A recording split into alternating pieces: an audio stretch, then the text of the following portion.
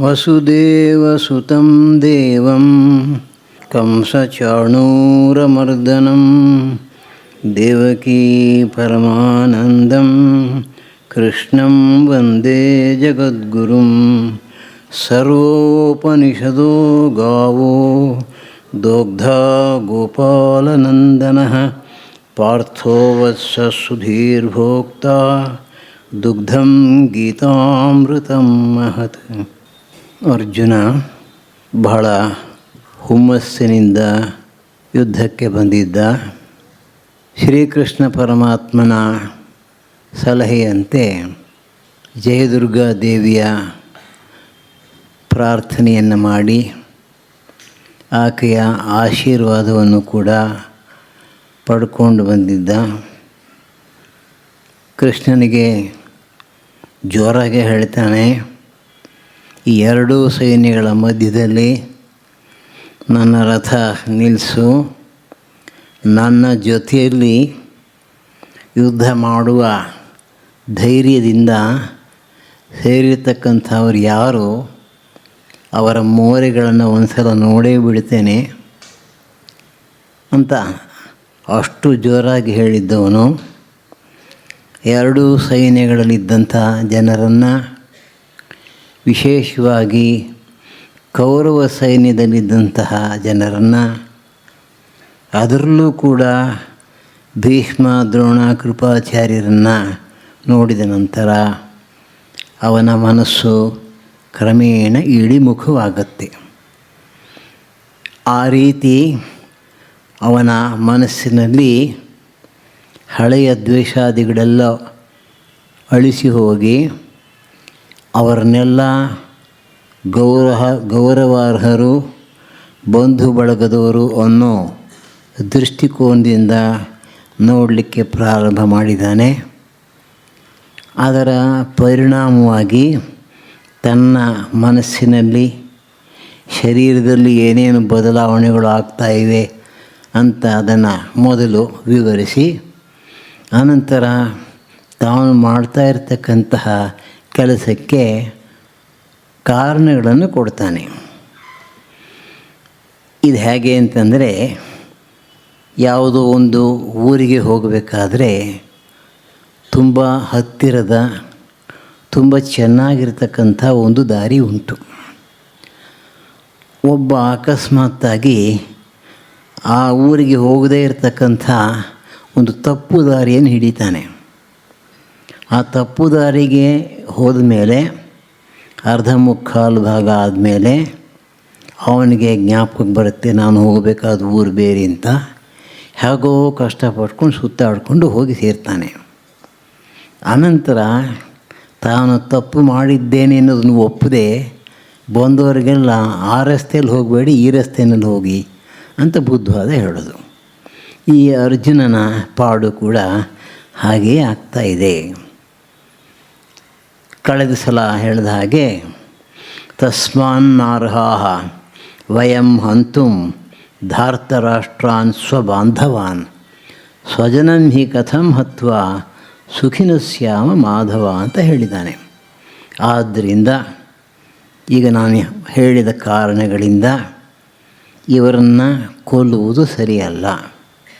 ಯಾಕೆ ಅಂತಂದರೆ, ಧೃತರಾಷ್ಟ್ರನ ಮಕ್ಕಳಾಗಿರ್ತಕ್ಕಂಥ ಕೌರವರು ನಮ್ಮವರೇನೆ, ಸ್ವಬಾಂಧ, ನಮಗೆ ಸೇರಿದ್ದಂಥ, ನಮ್ಮ ವಂಶಕ್ಕೆ ಸೇರಿರ್ತಕ್ಕಂಥ ಬಂಧುಗಳು.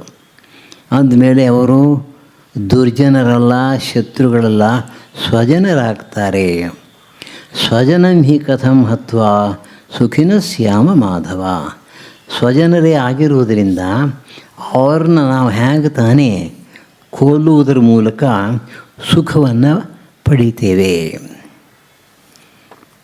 ಇಲ್ಲಿಂದ ಮುಂದಕ್ಕೆ ಸುಮಾರು 8 ಕಾರಣಗಳನ್ನು ಅರ್ಜುನ ಕೊಡ್ತಾನೆ. ಅರ್ಜುನ ಬಹಳ ಬುದ್ಧಿವಂತ. ಗುರುಕುಲದಲ್ಲಿ ಓದುವಾಗ ಶಸ್ತ್ರವಿದ್ಯೆ ಜೊತೆಗೆ ಶಾಸ್ತ್ರವಿದ್ಯೆಯನ್ನು ಕೂಡ ಚೆನ್ನಾಗಿ ಕಲ್ತಿದ್ದಾನೆ. ಆಗಿನ ಕಾಲದಲ್ಲಿ ಗುರುಕುಲ ವಾಸದಲ್ಲಿ ಅದನ್ನೆಲ್ಲ ಹೇಳ್ಕೊಡ್ತಾಯಿದ್ರು. ಅಂದಮೇಲೆ ಈ ಶಾಸ್ತ್ರವಿದ್ಯೆಯಲ್ಲಿ ಅವನು ಕಲಿತಿರ್ತಕ್ಕಂಥ ಕೆಲವು ಭಾಗವನ್ನು ಈಗ ಪ್ರಯೋಗಿಸ್ತಾ ಇದ್ದಾನೆ. ನಾವು ಮುಖ್ಯವಾಗಿ ವೇದಗಳನ್ನು ಕಲಿಬೇಕು, ವಿಶೇಷವಾಗಿ ಗುರುಗುರದಲ್ಲಿದ್ದಾಗ. ವೇದಗಳನ್ನು ನೇರವಾಗಿ ಕಲಿಯೋದಕ್ಕೆ ಆಗಲ್ಲ, ಕಷ್ಟ. ಭಾಷೆ ಕಷ್ಟ, ಅದಿರ್ತಕ್ಕಂಥ ಅನೇಕ ವಿಷಯಗಳು ಕೂಡ ಕಷ್ಟ.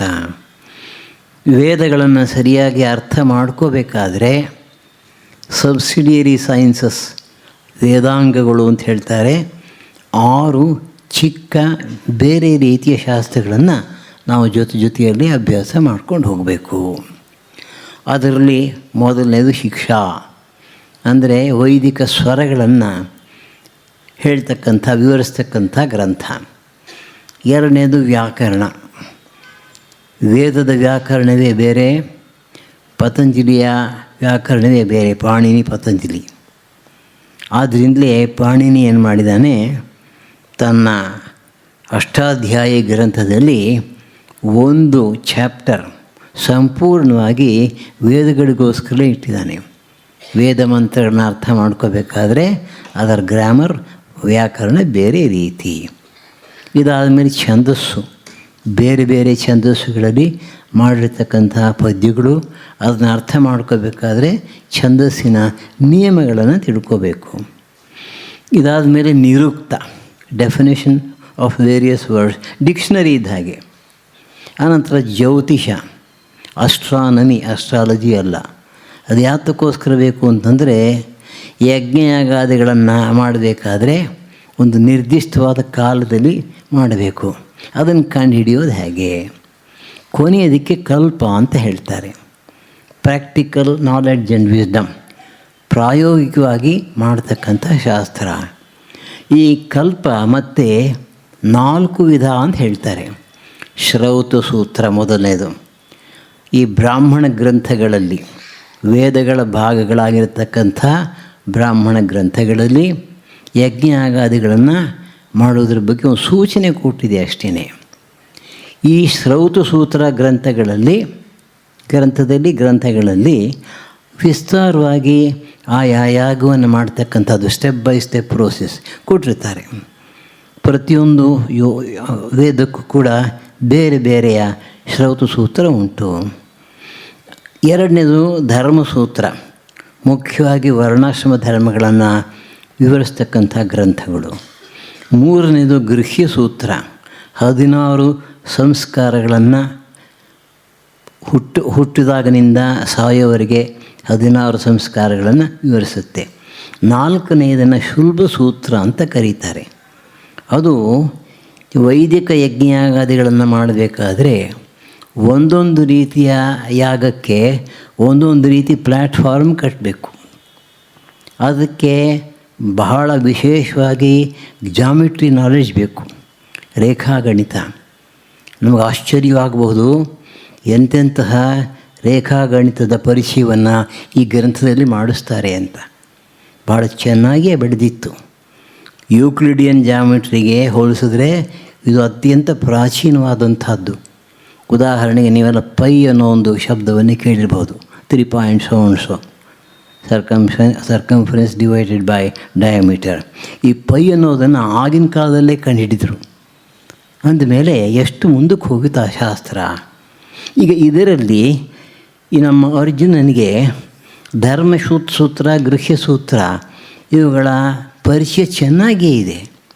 ಆದ್ದರಿಂದ ಆ ಒಂದು ಜ್ಞಾನವನ್ನು ಇಟ್ಕೊಂಡು ಈ ಮುಂದಿನ ಶ್ಲೋಕಗಳಲ್ಲಿ ಏನಾಗುತ್ತೆ ಯುದ್ಧದಿಂದ ಅನ್ನೋದನ್ನು ವಿವರಿಸ್ತಾ ಇದ್ದಾನೆ. ಯದ್ಯಪ್ಯೇತೇನ ಪಶ್ಯಂತಿ ಲೋಭೋಪಹತ ಚೇತಸಃ ಕುಲಕ್ಷಯಕೃತಂ ದೋಷಂ ಮಿತ್ರದ್ರೋಹೇ ಚ ಪಾತಕಂ ಕಥಂ ನ ಜ್ಞೇಯಂ ಅಸ್ಮಾಭಿಃ ಪಾಪಾದ್ ಅಸ್ಮಾನ್ ನಿವರ್ತಿತುಂ ಕುಲಕ್ಷಯಕೃತಂ ದೋಷಂ ಪ್ರಪಶ್ಯದ್ಭಿಃ ಜನಾರ್ದನ. ಇವರೇನೋ ಲೋಭ ಉಪಹತ ಚೇತಸಃ, ಈ ಕೌರವರಿಗೆ ಲೋಭ, ಧನದ ಮೇಲೆ ಅತ್ಯಂತ ಆಶೆ ಇದೆ. ಅದರ ಫಲವಾಗಿ ಅವರ ಮನಸ್ಸು ಅದರಿಂದ ಅಪಹರಿಸಲ್ಪಟ್ಟಿದೆ. ಬುದ್ಧಿ ಕೆಲಸ ಮಾಡ್ತಾ ಇಲ್ಲ. ಆ ಬುದ್ಧಿ ತುಂಬ ಲೋಭ ಸೇರಿಕೊಂಡಿದೆ. ಅದು ನಿಜ, ನಾನು ಒಪ್ಕೋತೀನಿ. ಹಾಗಿದ್ದರೂ ಕೂಡ ಅವರೇನು ಮಾಡಿದ್ದಾರೆ ಅಂತಂದರೆ, ಈ ರೀತಿ ಲೋಭದಿಂದ ಮನಸ್ಸು ಬುದ್ಧಿ ಅಪಹರಿಸಲ್ಪಟ್ಟಿರೋದ್ರಿಂದ ಕುಲಕ್ಷಯಕೃತ ದೋಷ, ಮಿತ್ರದ್ರೋಹೇಚ ಪಾತಕ ಎರಡನ್ನೂ ನೋಡ್ತಾ ಇಲ್ಲ. ಕುಲ ಅಂತಂದರೆ ವರ್ಣಾಶ್ರಮ ಧರ್ಮದ ವರ್ಣಗಳಾಗಬಹುದು, ವಂಶಗಳಾಗಬಹುದು. ಈ ವಂಶಗಳು ಯುದ್ಧದಲ್ಲಿ ನಾಶವಾಗುತ್ತೆ, ಅದರಿಂದ ಏನೆಲ್ಲ ಅನಾಹುತವಾಗುತ್ತೆ ಸಮಾಜದಲ್ಲಿ. ಅದೇ ರೀತಿ ಮಿತ್ರದ್ರೋಹ, ತಮಗೆ ತುಂಬ ಬೇಕಾಗಿರ್ತಕ್ಕಂಥವರೆಲ್ಲ ಇದ್ದಾರೆ, ಅಂಥವ್ರ ಮೇಲೆ ನಾವು ಯುದ್ಧ ಮಾಡಬೇಕಾಗತ್ತೆ, ಕೊಲ್ಲಬೇಕಾಗತ್ತೆ. ಇದು ಬಹಳ ದೊಡ್ಡ ಪಾಪ. ಆದರೆ ಇವ್ರಿಗದು ಗೊತ್ತಾಗ್ತಾ ಇಲ್ಲ. ಅವರ ವಿಷಯದಲ್ಲಿ ಹೇಳೋ ಹಾಗಿದ್ದರೆ ಅವರಿದನ್ನು ನೋಡಲಿಕ್ಕೆ ಸಾಧ್ಯವಾಗ್ತಾ ಇಲ್ಲ. ಅವರ ಬುದ್ಧಿ ಪೂರ್ತಿ ಕೆಟ್ಟಿದೆ, ಒಪ್ಕೊಳ್ಳೋಣ. ಆದರೆ ನಾವು ಅವ್ರ ಹಾಗಲ್ವಲ್ಲ. ನಾವು ಇದನ್ನೆಲ್ಲ ಚೆನ್ನಾಗಿ ತಿಳ್ಕೊಂಡಿದ್ದೇವೆ. ಕುಲಕ್ಷಯಕೃತಂ ದೋಷಂ ಪ್ರಪಶ್ಯದ್ಭಿ ಜನಾರ್ದನ. ಈ ಕುಲಕ್ಷಯವಾದರೆ, ವಂಶಗಳು ನಾಶವಾದರೆ ಸಮಾಜದಲ್ಲಿ ಏನೆಲ್ಲ ಅನಾಹುತವಾಗುತ್ತೆ, ಈ ದೋಷವನ್ನು ನಾವು ಚೆನ್ನಾಗಿ ಕಂಡಿದ್ದೇವೆ, ಕಣ್ಣಿಂದ ನೋಡ್ತಾ ಇದ್ದೇವೆ. ಅಂಥ ನಾವುಗಳು ಇದನ್ನು ತಿಳ್ಕೊಂಡಿರ್ತಕ್ಕಂಥವರು ಅವರನ್ನು ಈ ದೊಡ್ಡ ಪಾಪದಿಂದ ಹಿಂತಿರುಗಿಸ್ಬೋದಲ್ಲ. ಒಳ್ಳೆ ಮಾತನ್ನು ಹೇಳಿ ಬೇಡಪ್ಪ ಅಂತಂದ್ಬಿಟ್ಟು, ಅವರಿಗೆ ಗೊತ್ತಿಲ್ಲ, ಅಜ್ಞಾನದಿಂದ ಮಾಡ್ತಾಯಿದ್ದಾರೆ. ನಮಗೆ ಗೊತ್ತಿದೆ, ಗೊತ್ತಿರ್ತಕ್ಕಂಥವರು ಗೊತ್ತಿಲ್ಲದಿರೋರಿಗೆ ಮಾರ್ಗದರ್ಶನ ಮಾಡಬೇಕು. ಅದು ಯಾಕೆ ಮಾಡಬಾರ್ದು ಅಂತ ಅದನ್ನು ವಿಶೇಷವಾಗಿ ಒತ್ತಿ ಹೇಳ್ತಾ ಇದ್ದೇನೆ. ಕುಲಕ್ಷಯ ವರ್ಣಸಾಂಕರ್ಯ ಅಂತ ವ್ಯಾಖ್ಯಾನಕಾರರು ಬರೀತಾರೆ. ಹಳೆ ಕಾಲದಲ್ಲಿ ವರ್ಣಾಶ್ರಮ ಧರ್ಮದ ಬಗ್ಗೆ ತುಂಬ ವಿಶೇಷವಾಗಿ ಕಾಳಜಿ ವಹಿಸ್ತಾ ಇದ್ದರು. ಈ ವರ್ಣಗಳ ಸಾಂಕರ್ಯ ಬೆರಕೆ ಆಗುತ್ತೆ, ಅದು ಒಳ್ಳೆಯದಲ್ಲ. ಕುಲಕ್ಷಯೇ ಪ್ರಣಶ್ಯಂತಿ ಕುಲಧರ್ಮಾ ಸನಾತನಾ ಧರ್ಮೇ ನಷ್ಟೇ ಕುಲಂ ಕೃತ್ಸ್ನಂ ಅಧರ್ಮ ಅಭಿಭವತಿ ಉತ. ಒಂದು ಕುಲ ಇದೆ, ಒಂದು ವಂಶ ಅಂತ ಇಟ್ಕೊಳ್ಳೋಣ. ಅಂದರೆ ಒಂದು ವರ್ಣದಲ್ಲಿ ಬೇಕಾದಷ್ಟು ವಂಶಗಳಿರ್ಬೋದು. ಭಾಳ ಪ್ರಸಿದ್ಧವಾಗಿರ್ತಕ್ಕಂಥ ರಾಜ ಮಹಾರಾಜರುಗಳ ವಂಶ ಉದಾಹರಣೆಗೆ ಅದು ಇದೆ. ಆ ಪ್ರತಿಯೊಂದು ವಂಶಕ್ಕೂ ಕೂಡ ಅದರದ್ದೇ ಆಗಿರ್ತಕ್ಕಂಥ ಕೆಲವು ನಿಯಮಗಳುಂಟು. ಒಬ್ಬರು ಉದಾಹರಣೆ ಕೊಡ್ತಾರೆ, ಪ್ರಾಣಾಯಾಮ ಮಾಡಬೇಕು ಅಂತ ಶಾಸ್ತ್ರದಲ್ಲಿ ಹೇಳಿದೆ ಅಷ್ಟೇ. ಯಾವ ರೀತಿ ಮಾಡಬೇಕು ಅಂತ ಆ ಶಾಸ್ತ್ರದಲ್ಲಿ ವಿವರಣೆ ಕೊಟ್ಟಿಲ್ಲ. ಅದಕ್ಕೆ ಒಬ್ಬರು ನೇರವಾಗಿ ಪ್ರಾಣಾಯಾಮ ಮಾಡೋದು ಅಂತಾರೆ. ಇನ್ನು ಕೆಲವರು ದ್ರಾವಿಡ ಪ್ರಾಣಾಯಾಮ, ಈ ಕೈಯನ್ನು ಹಿಂದುಗಡೆಯಿಂದ ಹಾಕಿ ಈ ಕಡೆಯಿಂದ ಒತ್ಕೋಬೇಕು ಮೂಗನ್ನು ಅಂತ ದ್ರಾವಿಡ ಪ್ರಾಣಾಯಾಮ ಅಂತ ತಮಾಷೆ ಮಾಡ್ತಾರೆ. ಪ್ರಾಣಾಯಾಮ ಮಾಡಬೇಕು ಅಂತ ಅವ್ರು ಹೇಳಿದ ಮೇಲೆ ಕೆಲವರು ಹೀಗೆ ಹೇಳ್ತಾರೆ, ಕೆಲವರು ಹಾಗೆ ಹೇಳ್ತಾರೆ. ಇದು ಒಂದು ಸಂಪ್ರದಾಯ, ಅದೊಂದು ಸಂಪ್ರದಾಯ. ಆ ಸಂಪ್ರದಾಯವನ್ನು ನಾವು ತಿಳ್ಕೋಬೇಕು. ನಾವು ಯಾವ ಸಂಪ್ರದಾಯದಲ್ಲಿ ಹುಟ್ಟಿ ಬೆಳೆದಿದ್ದೀವೋ ಅದನ್ನು ನಾವು ಬೆಳ್ಕೊಂಡ್ರೆ ಮಾತ್ರ ಆ ಧರ್ಮವನ್ನು ಆ ರೀತಿ ನಡೆಸಲಿಕ್ಕೆ ಸಾಧ್ಯ. ಈಗ ಏನಾಗಿದೆ, ಕುಲಕ್ಷಯೇ ಪ್ರಣಶ್ಯಂತಿ ಕುಲಧರ್ಮಾ ಸನಾತನಾ. ನೂರಾರು ವರ್ಷಗಳಿಂದ, ಸಾವಿರಾರು ವರ್ಷಗಳಿಂದ ನಡ್ಕೊಂಡು ಬರ್ತಾ ಇರತಕ್ಕಂಥ ಕುಲಧರ್ಮ ಇದೆಯಲ್ಲ, ಅದು ಕುಲಕ್ಷಯವಾದರೆ ಅದು ನಾಶವಾಗುತ್ತೆ. ಕುಲಕ್ಷಯ ಹೇಗಾಗುತ್ತೆ, ಪ್ರತಿಯೊಂದು ಕುಲದಲ್ಲಿಯೂ ಇರತಕ್ಕಂಥ ಮುಖ್ಯರಾಗಿರ್ತಕ್ಕಂಥ ವ್ಯಕ್ತಿಗಳು ಈ ಯುದ್ಧದಲ್ಲಿ ಸಾಯ್ತಾ ಇದ್ದಾರೆ. ಸತ್ತ ಮೇಲೆ ಏನಾಗುತ್ತೆ, ಚಿಕ್ಕ ಮಕ್ಕಳು ಸ್ತ್ರೀಯರು ಉಳ್ಕೋತಾರೆ, ಮುದುಕರು ಉಳ್ಕೋತಾರೆ. ಅಂಥ ಸಮಾಜದಲ್ಲಿ ಏನು ಬೇಕಾದರೂ ಆಗಬಹುದು. ಧರ್ಮೇ ನಷ್ಟೇ ಕುಲಂ ಕೃತ್ಸ್ನಂ ಅಧರ್ಮ ಅಭಿಭವತಿ. ಕ್ಷತ್ರಿಯರು ಇರೋದೇನೆ ಆಯಾ ವರ್ಣದವರು, ಆಯಾ ಕುಲದವರು, ವಂಶದವರು ಯಾವ ರೀತಿ ತಾವು ಧರ್ಮವನ್ನು ಕಾಪಾಡ್ಕೊಂಡು ಬರಬೇಕು ಅನ್ನೋದನ್ನು ಇವರು ನೋಡಬೇಕಂತೆ. ಇದು ತುಂಬ ಒತ್ತಿ ಹೇಳ್ತಾರೆ ಶಾಸ್ತ್ರ ಗ್ರಂಥಗಳಲ್ಲಿ, ವಿಶೇಷವಾಗಿ ಪುರಾಣಗಳಲ್ಲಿ, ರಾಮಾಯಣ ಮಹಾಭಾರತದಲ್ಲಿ. ಕ್ಷತ್ರಿಯ ರಾಜನ ಕರ್ತವ್ಯ ಏನು ಅಂತಂದರೆ, ಪ್ರಜೆಗಳು ವರ್ಣಾಶ್ರಮ ಧರ್ಮವನ್ನು ಕಟ್ಟುನಿಟ್ಟಾಗಿ ಆಚರಿಸಬೇಕು. ಹೆಚ್ಚು ಕಡಿಮೆ ಅಂದರೆ ಶಿಕ್ಷೆ ಕೊಡ್ತಾರೆ. ಈ ಕೆಲಸವನ್ನು ಮಾಡಬೇಕಾದವರು ಕ್ಷತ್ರಿಯರು, ಯೋಧರಾಗಿರ್ತಕ್ಕಂಥ, ಯುದ್ಧ ಮಾಡಲಿಕ್ಕೆ ಶಕ್ತಿ ಇರತಕ್ಕಂಥ ಜನ. ಅವರೆಲ್ಲ ಈ ಯುದ್ಧದಲ್ಲಿ ನಾಶವಾದರೆ, ಸತ್ತು ಹೋದರೆ ಆಗ ಸಮಾಜಕ್ಕೆ ದಿಕ್ಕಿಲ್ಲ ಹಾಗಾಗುತ್ತೆ. ಆ ಸಮಾಜವನ್ನು ರಕ್ಷಿಸೋದು ಯಾರು? ಅದರ ಪರಿಣಾಮವಾಗಿ ಈ ಕುಲಧರ್ಮ ನಾಶವಾಗುತ್ತೆ. ಧರ್ಮೇನಷ್ಟೇ ಕುಲಂ ಕೃತ್ಸ್ನಂ ಅಧರ್ಮ ಅಭಿಭವತಿ ಉತ. ಧರ್ಮದಿಂದ ಈ ಜನ ನಡ್ಕೋತಾ ಇದ್ದರು. ಅದು ನಷ್ಟವಾದಾಗ ಏನಾಗುತ್ತೆ? ವ್ಯಾಕ್ಯೂಮ್ ಇರೋದಿಲ್ಲ, ಅಲ್ಲಿ ಬರಲೇಬೇಕು ಮತ್ತೊಂದು ಅಧರ್ಮ ಕಾಯ್ತಾ ಇರುತ್ತೆ. ಇವತ್ತಿಗೂ ನೋಡಿ ಪ್ರಪಂಚದಲ್ಲಿ ಈ ಕೆಟ್ಟದನ್ನು ಮಾಡ್ತಕ್ಕಂಥ ವ್ಯಕ್ತಿಗಳು, ಕ್ರಿಮಿನಲ್ಸು ಕಾಯ್ತಾ ಇರ್ತಾರೆ. ಎಲ್ಲಿ ತನಕ ಆರ್ಮಿ ಪೊಲೀಸು ಆಳ್ತಕ್ಕಂಥ ಜನ ಗಟ್ಟಿಮುಟ್ಟಾಗಿರ್ತಾರೋ, ಚೆನ್ನಾಗಿ ಇವ್ರನ್ನ ಬಡಿದು ದಾರಿಗೆ ತರ್ತಾರೋ, ಅಲ್ಲಿ ತನಕ ಹೆದರ್ಕೊಂಡು ಮೂಲೆಯಲ್ಲಿ ಕೂತಿರ್ತಾರೆ. ಇಲ್ಲಿ ಸಡಿಲವಾಯ್ತೋ ಬರ್ತಾರೆ. ಹಾಗೆ ಇಲ್ಲಿಯೂ ಕೂಡ ಧರ್ಮ ಯಾವಾಗ ನಷ್ಟವಾಗುತ್ತೆ ಅಂದರೆ, ಧರ್ಮಕ್ಕೆ ಅನುಗುಣವಾಗಿ ನಡೆಸಬೇಕಾಗಿರ್ತಕ್ಕಂಥ ಜನ ಕಡಿಮೆಯಾದಾಗ ಅಧರ್ಮಿಗಳಾಗಿರ್ತಕ್ಕಂಥ ಜನ ಸಮಾಜವನ್ನು ಆವರಿಸ್ತಾರೆ. ಈ ಧರ್ಮದ ರಕ್ಷಣೆ ಇರೋದೇ ಕ್ಷತ್ರಿಯರ ಮುಖ್ಯ ಕರ್ತವ್ಯ. ಅಧರ್ಮ ಅಭಿಭವಾತ್ ಕೃಷ್ಣ ಪ್ರದುಷ್ಯಂತಿ ಕುಲಸ್ತ್ರೀಯ ಸ್ತ್ರೀಷು ದುಷ್ಟಾಸು ವಾರ್ಷ್ಣೇಯ ಜಾಯತೆ ವರ್ಣಸಂಕರ. ಯಾವಾಗ ಅಧರ್ಮ ಈ ಸಮಾಜವನ್ನು ಸಂಪೂರ್ಣವಾಗಿ ಗೆದ್ದು ಬಿಡುತ್ತೋ ಆಗ ಸಹಜವಾಗಿಯೇ ಸ್ತ್ರೀಯರ ಚಾರಿತ್ರ್ಯ ಕೆಡುತ್ತೆ. ಯಾವಾಗ ಅವರ ಚಾರಿತ್ರ್ಯ ಕೆಡುತ್ತೋ ಆಗ ವರ್ಣಸಂಕರ ಉಂಟಾಗುತ್ತೆ. ಅದರ ಪರಿಣಾಮ ಏನು? ಸಂಕರೋ ನರಕಾಯ ಇವ ಕುಲಘ್ನಾನಾಂ ಕುಲಸ್ಯ ಚ ಪತಂತಿ ಪಿತರೋ ಹ್ಯೇಷಾಂ ಲುಪ್ತ ಪಿಂಡೋದಕ ಕ್ರಿಯಾ. ಆವಾಗೇನಾಗುತ್ತೆ? ಈ ಕುಲವನ್ನು ನಾಶ ಮಾಡಿರ್ತಕ್ಕಂಥವರು ನರಕಕ್ಕೆ ಹೋಗ್ತಾರೆ. ಆ ಕುಲದಲ್ಲಿದ್ದಂಥವರು ತಮ್ಮ ಸ್ವಧರ್ಮವನ್ನು ಆಚರಿಸಲು ಸಾಧ್ಯವಾಗದೇ ಇರೋದರಿಂದ ಅವರು ನರಕಕ್ಕೆ ಹೋಗ್ತಾರೆ.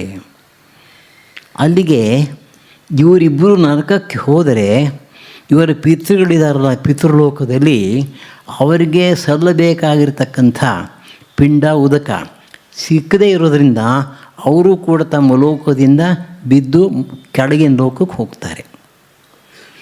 ಈಗ ಇಲ್ಲಿ ಸ್ವಲ್ಪ ವಿಷಯವನ್ನು ವಿಸ್ತಾರ ಮಾಡಬೇಕಾಗತ್ತೆ. ಪ್ರತಿಯೊಂದು ಧರ್ಮದಲ್ಲೂ ಕೂಡ ಮರಣೋತ್ತರ ಜೀವನದ ಬಗ್ಗೆ ಅವರವರದ್ದೇ ಕೆಲವು ಕಲ್ಪನೆಗಳಿರುತ್ತೆ. ನಮ್ಮಲ್ಲಿ ಏನಾಗಿದೆ ಅಂತಂದರೆ, ಇದು ನಮ್ಮ ಬುದ್ಧಿಗೆ ನಿಲುಕದೇ ಇರತಕ್ಕಂಥ ವಿಷಯವಾದ್ದರಿಂದ ಇಂತಹ ವಿಷಯಗಳಲ್ಲಿ ನಾವು ಶಾಸ್ತ್ರವನ್ನು ಅವಲಂಬಿಸಬೇಕು, ಋಷಿ ಮುನಿಗಳನ್ನು ಅವಲಂಬಿಸಬೇಕು. ಶಂಕರಾಚಾರ್ಯ ಸ್ಪಷ್ಟವಾಗಿ ಹೇಳ್ತಾರೆ, ಅತೀಂದ್ರಿಯ ವಿಷಯಗಳಿಗೆ ಶಾಸ್ತ್ರವೇ ಆಧಾರ. ತಸ್ಮಾತ್ ಶಾಸ್ತ್ರಂ ಪ್ರಮಾಣಂತೆ ಕಾರ್ಯ ಅಕಾರ್ಯ ವ್ಯವಸ್ಥಿತವು ಅಂತ ಕೃಷ್ಣ ಪರಮಾತ್ಮನೇ ಮುಂದೆ ಹೇಳ್ತಾನೆ. ಅಂದರೆ ಒಬ್ಬ ಮನುಷ್ಯ ಸತ್ತಾಗ ಏನಾಗುತ್ತೆ, ಸತ್ತ ಮೇಲೆ ಏನಾಗುತ್ತೆ, ಅವನ ಗತಿ ಏನು, ನಾವು ಅವನಿಗೋಸ್ಕರ ಮಾಡಬೇಕಾದ್ದೇನು, ಇದನ್ನೆಲ್ಲ ಶಾಸ್ತ್ರಗಳಲ್ಲಿ ವಿವರಿಸಿದೆ. ಎರಡು ರೀತಿಯ ಪಿತೃಗಳನ್ನು ಕಾಣ್ತೇವೆ. ಒಂದು ರೀತಿಯ ಪಿತೃಗಳು ಹೆಚ್ಚು ಕಡಿಮೆ ದೇವತೆಗಳಿದ್ದಾಗೆ, ಅವರು ಬೇರೆ ಜಾತಿಗೆ ಸೇರಿದ ಅತ್ಯುತ್ತಮವಾಗಿರ್ತಕ್ಕಂಥವ್ರು. ಅವರದ್ದೇ ಒಂದು ಲೋಕ ಇರುತ್ತೆ, ಅದರಲ್ಲಿ ಶಾಶ್ವತವಾಗಿ ಅವರು ವಾಸ ಮಾಡ್ತಾರೆ ದೇವತೆಗಳಿದ್ದ ಹಾಗೆ. ಎರಡನೆಯ ಪಿತೃಲೋಕ ಇದೆಯಲ್ಲ, ಅದು ನಮ್ಮ ತಾತ ಮುತ್ತಾತ ಇತ್ಯಾದಿಗಳು. ಇವರು ಈ ದೇಹವನ್ನು ಬಿಟ್ಟ ಮೇಲೆ ಆ ಪಿತೃಲೋಕದಲ್ಲಿ ಕಾಯ್ತಾ ಇರ್ತಾರೆ. ಅವರಿಗೆ ಪ್ರಾರಬ್ಧ ಕರ್ಮದಂತೆ ಯಾವತ್ತೋ ಒಂದು ದಿವಸ ಎಲ್ಲೋ ಒಂದು ಕಡೆ ಜನ್ಮ ಆಗೋವರೆಗೆ ಆ ಲೋಕದಲ್ಲಿ ಇರ್ತಾರೆ. ಎಲ್ಲಿ ತನಕ ಅವರು ಆ ಲೋಕದಲ್ಲಿ ಇರ್ತಾರೋ ಅಲ್ಲಿ ತನಕ ಅವ್ರಿಗೆ ಆಹಾರ ಕೊಡಬೇಕಾದ ನಾವು. ಅದಕ್ಕೆ ನಾವು ವರ್ಷಕ್ಕೆ ಒಂದು ಸಲ ಶ್ರಾದ್ದ ಮಾಡೋದುಂಟು. ಒಬ್ಬ ವ್ಯಕ್ತಿ ಸತ್ತ ಮೇಲೆ ಬೇಕಾದ ಕರ್ಮಗಳನ್ನು ಮಾಡ್ತೇವೆ. 12 ಅಥವಾ 13ನೇ ದಿವಸ ವೈಕುಂಠ ಸಮಾರಾಧನೆ ಇದೆಲ್ಲ ಆಗುತ್ತೆ. ಅದಾದಮೇಲೆ ಒಂದು ವರ್ಷಕ್ಕೆ ಒಂದು ಸಲ ಶ್ರಾದ್ದ ಮಾಡೋದುಂಟು. ಈ ಪಿತೃಗಳಿಗೆ ಪ್ರತಿದಿನ ಆಹಾರ ಬೇಕು. ನಾವು ಮಾಡೋದು ವರ್ಷಕ್ಕೊಂದು ಸಲ. ಅದು ಹೇಗೆ ನೀವು ಇದನ್ನು ಸಂಬಂಧ ಕೊಡ್ತೀರಿ ಇದಕ್ಕೆ ಅಂತಂದರೆ, ಪಿತೃಲೋಕದಲ್ಲಿ ಮನುಷ್ಯ ಲೋಕದಲ್ಲಿ 1 ವರ್ಷ ಆದರೆ ಪಿತೃಲೋಕದಲ್ಲಿ 1 ದಿನ ಅಂತ ಲೆಕ್ಕ. ಅದರ ಮ್ಯಾಥಮೆಟಿಕ್ಸೇ ಬೇರೆ ಅಂತ ಇಟ್ಕೊಡಿ. ಅಂದಮೇಲೆ ನಾವು ವರ್ಷಕ್ಕೊಂದು ಸಲ ಮಾಡಿದ್ರೆ ಅವರಿಗೆ ಪ್ರತಿದಿನ ಸಿಕ್ಕತ್ತೆ. ಯಾವ ರೀತಿಯಲ್ಲಿ ನಾವು ಕೊಡ್ತೀವಿ ಅಂತಂದರೆ, ಒಂದು ಪಿಂಡ ಮತ್ತು ಇನ್ನೊಂದು ಉದಕ. ಅನ್ನದ ಉಂಡೆಗಳನ್ನು ಮಾಡಿ ಅದನ್ನು ದರ್ಭೆಯ ಮೇಲಿಟ್ಬಿಟ್ಟು ಕೆಲವು ಮಂತ್ರಗಳಿಂದ ಪಿತೃಗಳನ್ನು, ತಂದೆ, ತಾತ, ಮುತ್ತಾತ, 3 ಜನರೇಷನ್ಸ್ ಅವ್ರನ್ನ ನಾವು ಆಹ್ವಾನ ಮಾಡಿದಾಗ ಅವರು ಸೂಕ್ಷ್ಮ ರೂಪದಲ್ಲಿ ಬಂದು ಅದನ್ನೇ ತಗೋತಾರೆ, ಸ್ವೀಕರಿಸ್ತಾರೆ ಅಂತ. ಇದು ಒಂದು ಸಂಪ್ರದಾಯ. ಇನ್ನೊಂದು ಸಂಪ್ರದಾಯದಲ್ಲಿ ಕಾಗೆನ ಕರೀತಾರೆ. ಕಾಗೆಗಳ ರೂಪದಲ್ಲಿ ಅಥವಾ ಕಾಗೆಗಳ ಮೂಲದಲ್ಲಿ ಅವುಗಳ ದೇಹದ ಮೂಲಕ ಸೇರ್ಕೊಂಡು ಬಂದು ಇದನ್ನು ಸ್ವೀಕರಿಸ್ತಾರೆ ಅಂತ. ಕೆಲವು ಸಲ ನಾವು ನೋಡ್ತೇವೆ ಮಹಾತ್ಮರ ಜೀವನದಲ್ಲಿ ಏನು ಅಂತಂದರೆ, ಅವರು ಶ್ರಾದ್ದ ಮಾಡಬೇಕು. ಶ್ರಾದ್ದ ಮಾಡಬೇಕಾದ್ರೆ ಶ್ರಾದ್ದಕ್ಕೆ ಬ್ರಾಹ್ಮಣರು ಬೇಕು, ಅವ್ರ ಮೂಲಕ ಈ ಪಿತೃಗಳಿಗೆ ತೃಪ್ತಿ ಆಗುತ್ತೆ ಅಂತಂದ್ಬಿಟ್ಟು. ಎಷ್ಟೋ ಸಲ ಈ ಮಹಾತ್ಮರನ್ನ ಕಂಡ್ರೆ ದ್ವೇಷ ಇರ್ತಕ್ಕಂಥವರು ಬರೋಲ್ಲ, ಬೇಕಂತಲೇ ಬರೋಲ್ಲ. ನಮ್ಮ ಮಹಾರಾಷ್ಟ್ರದ ಸಂತರಲ್ಲಿ ಉದಾಹರಣೆಗೆ ಅವರೇನು ಮಾಡ್ತಾರೆ, ಈ ಕರೆದಂಥ ಬ್ರಾಹ್ಮಣರು ಬರಲಿಲ್ಲ ಅಂತ ಹೇಳಿ ತಾವು ದುಃಖ ಪಡೋಲ್ವಂತೆ. ತಮ್ಮ ತಪಶಕ್ತಿಯಿಂದ ಅವ್ರನ್ನ ಕರೆಸ್ತಾರೆ. ಅವರು ನೇರವಾಗಿ ತಾವು ಬದುಕಿದ್ದ ಕಾಲದಲ್ಲಿ ಹೇಗಿದ್ದರೋ, ಏಕನಾಥ್ ಉದಾಹರಣೆಗೆ ಅವ್ರ ಜೀವನದಲ್ಲಿ ಬರುತ್ತೆ. ಅವರು ಬದುಕಿದ್ದ ಕಾಲದಲ್ಲಿ ಯಾವ ರೀತಿ ಇದ್ದರೋ ಅದೇ ರೀತಿ ಬಂದು ಸಾಕ್ಷಾತ್ತಾಗಿ ಕುಳಿತುಕೊಂಡು ಆಹಾರವನ್ನು ಸ್ವೀಕರಿಸಿ ಹೋಗ್ತಾರೆ. ಇದನ್ನು ಕಣ್ಣಾರೆ ಕಂಡ ಇತರರು ಬಂದು ಅನಂತರ ಅವರ ಕಾಲಿಗೆ ಬಿದ್ದದುಂಟು. ಅಂದರೆ ಇದೆಲ್ಲ ನಮ್ಮ ಶಾಸ್ತ್ರಗಳಲ್ಲಿ ಹೇಳಿರ್ತಕ್ಕಂಥ ವಿಷಯ. ಅದಕ್ಕೆ ತಕ್ಕಂತೆ ಇದನ್ನು ಮಾಡ್ಕೊಂಡು ಹೋಗ್ತಾ ಇದ್ದಾರೆ. ಇವತ್ತಿಗೂ ಕೂಡ ತುಂಬ ಹೆಚ್ಚು ಜನ, 100ಕ್ಕೆ 90-95 ಜನ ನಮ್ಮಲ್ಲಿ ಇದನ್ನು ನಂಬ್ತೇವೆ. ಅದರ ಪ್ರಕಾರ ನಾವು ಕರ್ಮಗಳನ್ನು ಮಾಡ್ತಾ ಹೋಗ್ತೇವೆ.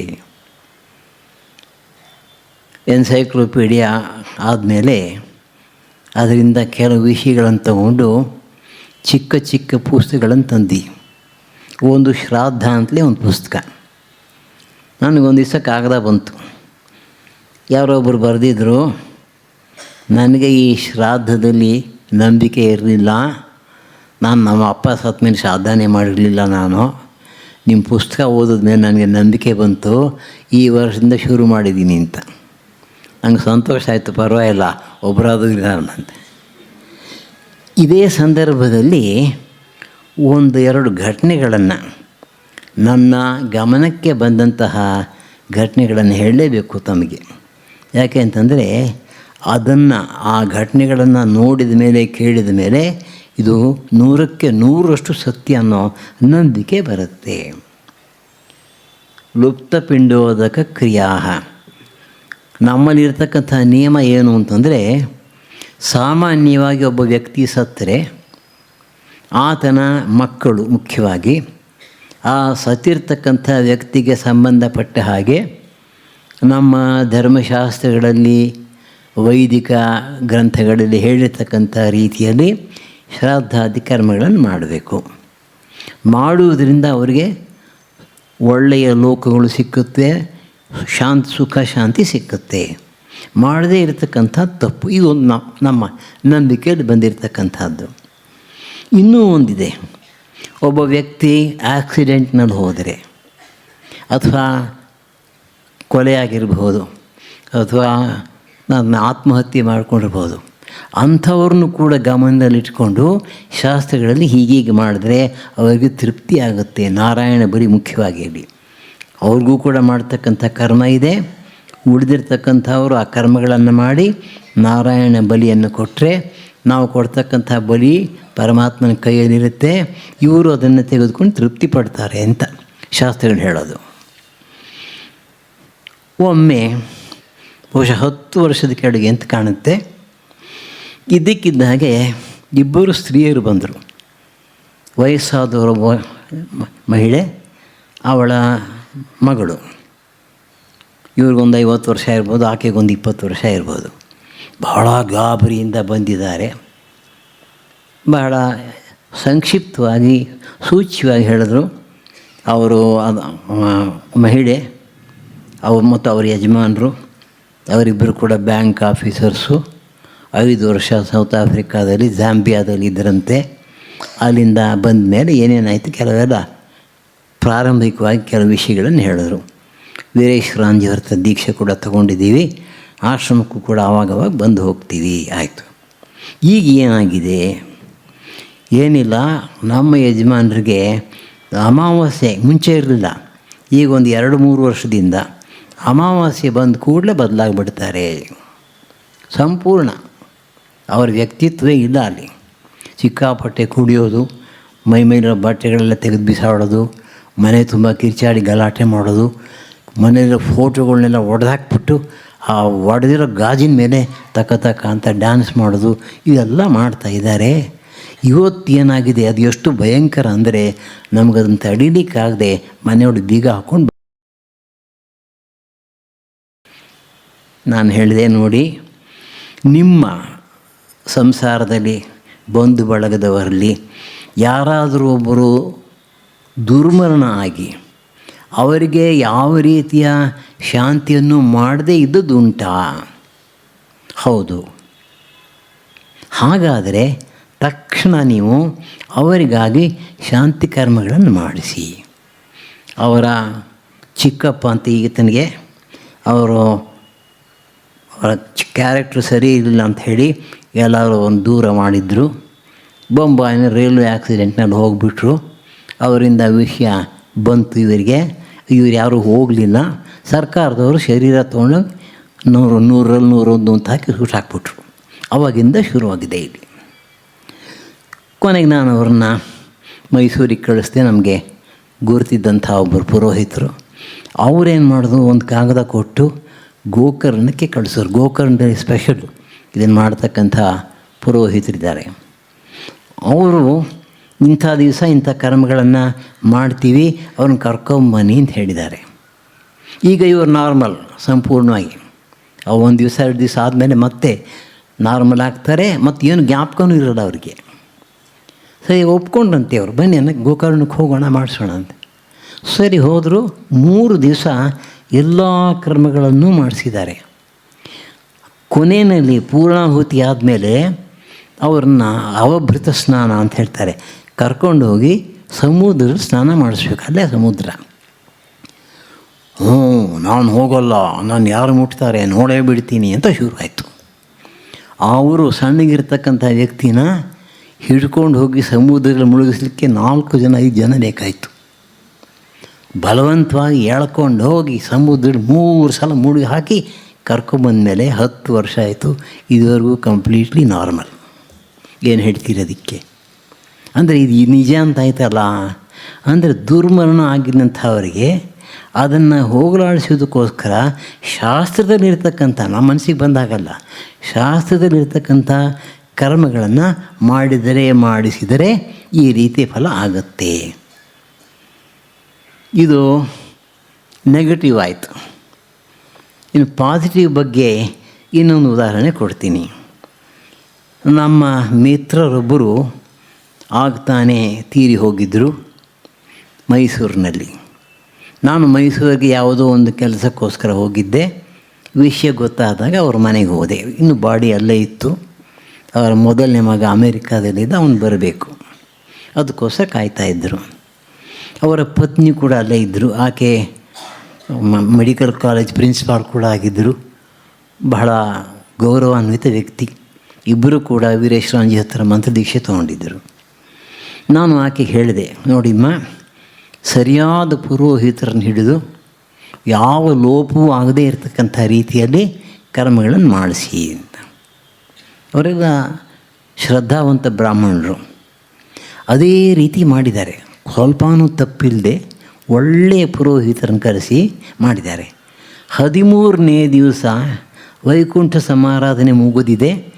ರಾತ್ರಿ ಅವ್ರ ಕನಸಿನಲ್ಲಿ ಬಂದು, ತುಂಬ ಸಂತೋಷ ಆಯಿತು ಕಣೆ, ನನಗೆ ತುಂಬ ತೃಪ್ತಿ ಆಯಿತು ನೀನು ಮಾಡಿಸಿದ್ದು ಅಂತ ಹೇಳಿದ್ದಾರೆ. ಅವರಿಂದ ನಮಗೆ ಗೊತ್ತಾದದ್ದು.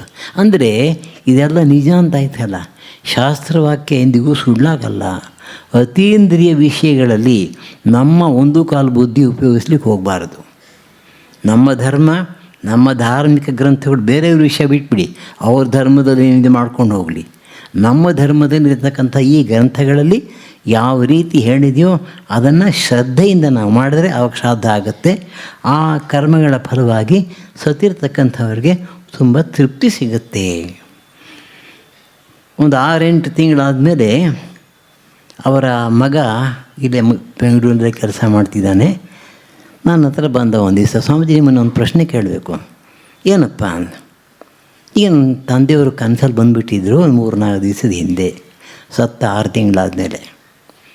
ಏನು ಹೇಳಿದ್ರು? ಅವರು ಹೇಳಿದ್ರು, ನೋಡೋ 14 ಲೋಕ ಇದೆ ಕಣೋ, ಈ ಭೂಮಿಯಿಂದ ಕೆಳಗಡೆ 7, ಮೇಲೆ 7 ಅಂತ ಹೇಳಿದ್ರಂತೆ. ನನಗೇನು ಗೊತ್ತಿಲ್ಲ ಇದು ನಿಜಾನ ಅಂತ ಕೇಳಿದೆ. ನಾನು ಹೇಳಿದೆ, ಹೌದಪ್ಪ, ಚತುರ್ದಶ ಭುವನ 14 ಲೋಕಗಳಿವೆ, ಭೂಮಿಯಿಂದ ಕೆಳಕ್ಕೆ 7, ಮೇಲಕ್ಕೆ 7, ಒಟ್ಟು 14 ಲೋಕ ಇದೆ ಅಂತ ಪುರಾಣಗಳಲ್ಲಿ ಅನೇಕ ಕಡೆ ಹೇಳಿದೆ ಅಂತ. ಆಮೇಲೆ ಇವನು ಕೇಳಿದ್ನಂತೆ, ನೀವು ಯಾವ ಲೋಕದಲ್ಲಿ ಇದ್ದೀರಿ ಅಂತ. ಆಗ ಅವ್ರು ನಕ್ಬಿಟ್ಟು ಮಾಯ ಆಗಿಬಿಟ್ರಂತೆ. ಅಂದರೆ ಇದೇನು ತೋರಿಸುತ್ತೆ, ಶಾಸ್ತ್ರಗಳಲ್ಲಿ ಇದ್ರ ಬಗ್ಗೆ ಏನು ಹೇಳಿದೆ ಅದೆಲ್ಲ ಸಾಕ್ಷಾತ್ ನಿಜ. ನಾವು ಅದನ್ನು ನಂಬಿದರೆ, ಅವರು ಹೇಳಿರ್ತಕ್ಕಂಥ ರೀತಿಯಲ್ಲಿ ನಮ್ಮ ಕರ್ಮಗಳನ್ನು ಮಾಡ್ತಾ ಇದ್ದರೆ ಆವಾಗ ನಾವು ಕೂಡ ಅದನ್ನು ಸುಖವಾಗಿ ಬಾಳಬಹುದು.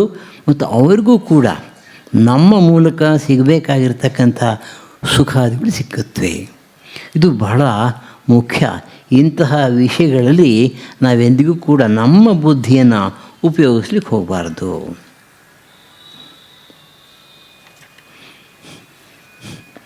ಈಗ ಇದನ್ನು ವಿವರಿಸ್ಕೊಂಡು ಹೋಗ್ತಾನೆ ಅರ್ಜುನ. ಸಂಕರೋ ನರಕಾಯ ಏವ ಕುಲಘ್ನಾನಾಂ ಕುಲಸ್ಯ ಚ ಪತಂತಿ ಪಿತರೋ ಹ್ಯೇಷಾಂ ಲುಪ್ತಪಿಂಡೋದಕ ಕ್ರಿಯಾ. ಯಾರು ಈ ರೀತಿ ಸಂಕರವನ್ನು ಉಂಟು ಮಾಡ್ತಾರೋ, ವರ್ಣ ಸಂಕರವನ್ನು ಉಂಟು ಮಾಡ್ತಕ್ಕಂಥವರು ನರಕಕ್ಕೆ ಹೋಗ್ತಾರೆ. ಅದಕ್ಕೆ ಪರಿಣಾಮಕ್ಕೆ ಒಳಗಾಗಿರ್ತಕ್ಕಂಥವರು ಕೂಡ ನರಕಕ್ಕೆ ಹೋಗ್ತಾರೆ.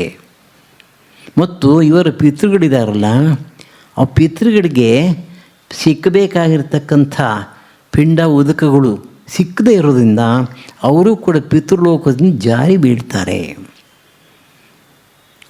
ಒಬ್ಬ ಋಷಿಯ ಜೀವನದಲ್ಲಿ ಬರುತ್ತೆ ಪುರಾಣದಲ್ಲಿ, ಬಹಳ ದೊಡ್ಡ ತಪಸ್ವಿಗಳು, ಅದ್ಭುತ, ಎರಡನೇ ಮಾತೇ ಇಲ್ಲ.